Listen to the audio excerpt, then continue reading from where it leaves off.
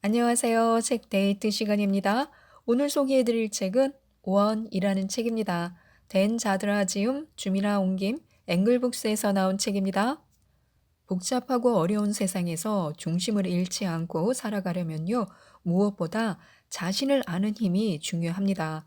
그것은 어떤 선택의 순간이 왔을 때 단호히 결정하고 그 상황이 지나간 후 나를 미소 짓게 만드는 힘이며 삶에서 중요한 것이 무엇인지를 발견하고 오늘을 단단하고 올곧게 나아가게 하는 힘입니다.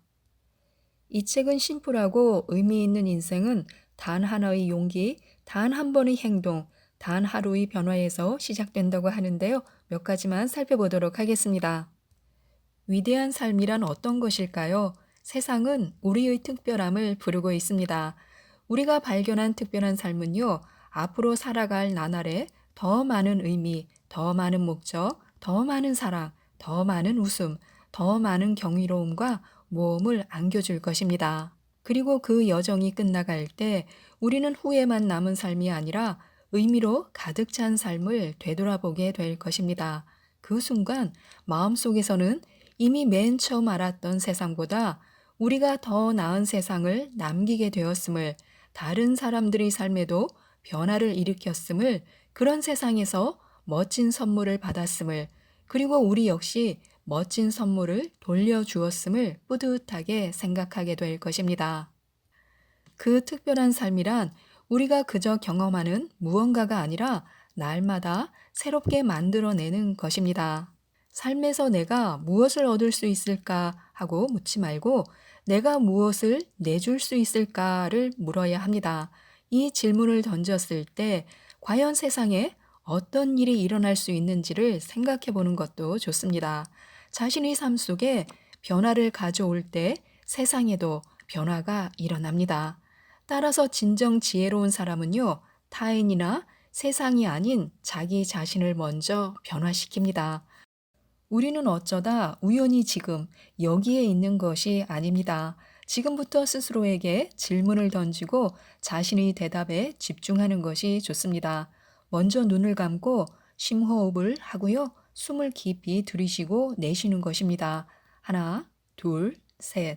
이제 자신의 삶에서 가장 행복했던 때를 기억해 보는 건데요. 기쁨의 순간이 또렷이 떠오르는지, 또 그때는 언제인지, 혼자였는지 아니면 누구와 함께였는지 그때 우리는 왜 행복한지 생각해 보시기 바랍니다. 행복했던 기억을 생각나는 대로 그려보는 것도 좋습니다. 그때의 감정을 색으로 표현해도 좋습니다. 믿음의 힘에 대해서도 생각해 보는 시간을 갖는 게 좋은데요. 더 나은 세상으로 가는 첫걸음은요, 그 일이 가능하다는 우리의 믿음입니다. 아무리 세상이 우리를 부정해도 자신의 꿈을 믿어야 합니다. 세상이 비록 우리를 속이고 아프게 할지라도 우리의 오늘을 믿어야 합니다. 우리가 사랑받는 존재임을 믿어야 합니다. 그들은 우리가 보잘 것 없다고 말합니다. 그러나 자신이 변화를 일으키는 존재임을 믿어야 하고요. 우리가 더 나은 세상을 만들 수 있음을 믿어야 합니다. 어두운 터널 끝에는요, 빛이 기다리고 있음을 믿어야 합니다. 우리는 다른 누군가에게 필요한 빛이 될 수도 있음을 믿어야 하고요. 최선의 변화는 아직 오지 않았음을 믿어야 합니다. 서로를 믿고 우리 자신을 믿어야 합니다. 생각은 수시로 바뀝니다. 따라서 원하는 것이 있다면 그곳에 집중하는 것이 좋습니다. 당장 자신이 원하는 삶의 형태를 하나씩 머릿속에 그려보고요. 사랑이 넘치는 삶을 원하는지, 평화로움을 얻고 싶은지, 친구들과 선배들에게 인정받고 싶은지, 가족들과 다정하게 지내고 싶은지, 자신이 스스로를 믿고 원한다면 생각이 만들어내는 믿음의 힘은 자신이 원하는 것을 모두 이룰 준비가 되어 있습니다. 중요한 것은 이미 우리는 태어날 때부터 자신의 행복을 이 세상에 만들어낼 수 있는 특권을 쥐고 태어났다는 사실입니다. 자신이 현재 원하는 삶과 다른 삶을 살고 있다면요. 그것은 상황이 만들어낸 두려움이 타고난 자신의 재능과 행복을 방해하고 뒤흔들고 있다는 것입니다. 지금부터 스스로에게 이런 질문을 던져보시기 바랍니다. 나는 지금 어떤 모습인가? 무엇이 가장 두려운가? 지금부터 어떻게 하면 모든 게 더 좋아질 수 있을까 하고요. 삶의 이유를 찾는 세 가지 방법이 있습니다. 로고 테라피, 즉 의미 치료로 유명한 빅터 플랭클은요, 나치 강제 수용소에서 겪었던 체험을 통해서 죽음의 수용소에서를 집필했습니다. 세계적으로 유명한 이 책은요, 진정한 인생의 의미를 성찰하고 그 의미를 발견할 수 있는 놀라운 방법들을 담고 있습니다. 첫 번째는 그는 삶의 의미를 좋은 일, 즉 세상에 도움이 되는 선한 일을 행하는 것에서 발견할 수 있다고 말합니다. 타인에게 좋은 일을 하는 것만으로, 타인을 즐겁게 만드는 것만으로 자신도 행복의 의미를 발견할 수 있다는 것입니다. 두 번째는요, 가치가 있는 경험을 해보는 것인데요. 자신이 살아가는 사회 속에서 제 몫을 해낼 수 있는 일을 찾고 그것을 통해 존경받는 사람들에게 인정받는 것입니다. 우리는 이로 인해 충실한 인생을 보낼 수 있습니다. 마지막 세 번째는요, 극한의 고통 속에서 깨달음을 얻어내는 것입니다. 인간은 고통스러운 일, 즉, 고난을 통해서만 깨달을 수 있는 것들이 있습니다. 또 아무리 발버둥 쳐도 결코 얻을 수 없다는 것이 있다는 것을 알게 됩니다.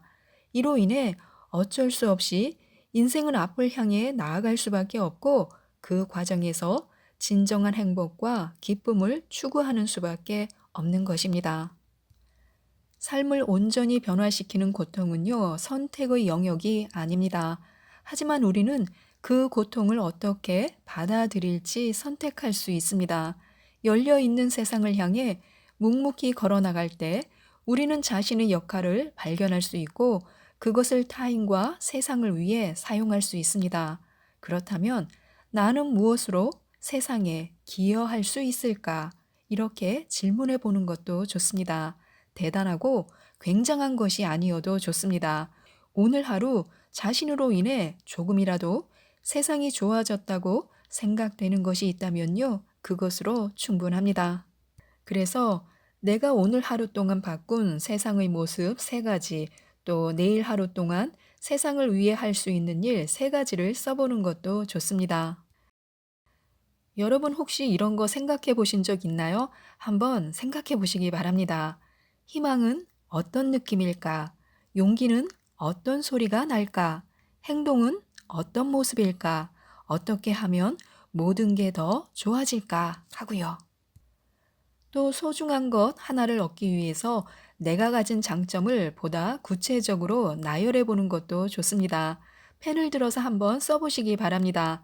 내가 잘하는 것, 내 기분을 좋게 해주는 것, 내가 많이 쓰면 쓸수록 즐거워질 것 같은 재능, 나만이 갖고 있는 배경이나 경험.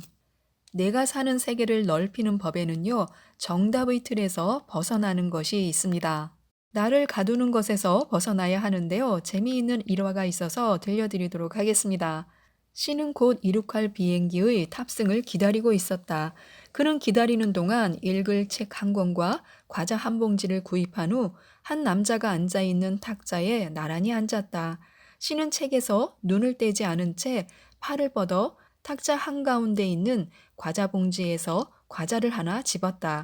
그러면서 슬쩍 곁눈질로 보니 옆에 앉아있는 남자가 자신의 과자를 하나 집어가는 것이 보였다. 뭐 이런 뻔뻔한 사람이 다 있지? 씨는 먹지 말라고 이야기하긴 못해서 계속 책을 읽는 척하면서 과자를 하나 집었다. 그러자 그 남자도 과자를 또 하나 더 집어들었다. 씨는 화가 치밀어 올랐다. 어떻게 모르는 사람이 과자를 저렇게 아무렇지도 않게 먹을 수 있을까? 아무리 옆에서 눈치를 줘도 남자는 마지막 과자가 남을 때까지 계속 과자를 집어먹었다.